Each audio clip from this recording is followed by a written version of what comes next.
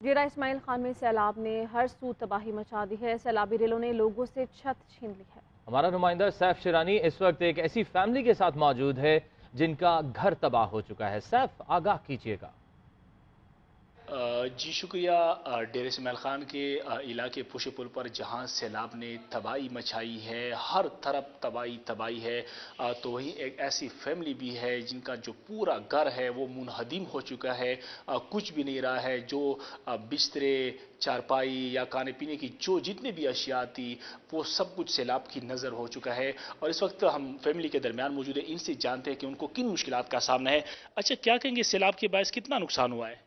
बहुत ज्यादा हुआ है। घर हर शे मत घर पे कुछ भी नहीं रहे, सारे हर शे बच्चे का कपड़े, चरपाई, खाने का चीजें सब कुछ चले गए।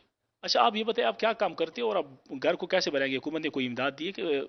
कुछ भी नहीं दे, हम मजदूरी करेंगे और इस पर वो करेंगे, बाकी हमारा कोई वसाइल नहीं है। अल्लाह ताला से ये दुआ मांगते हैं कि अभी हम घर कैसे बनाएंगे। अल्लाह, हम बड़ी मुश्किल में हैं, मजदूरी करें या घर बनाएं।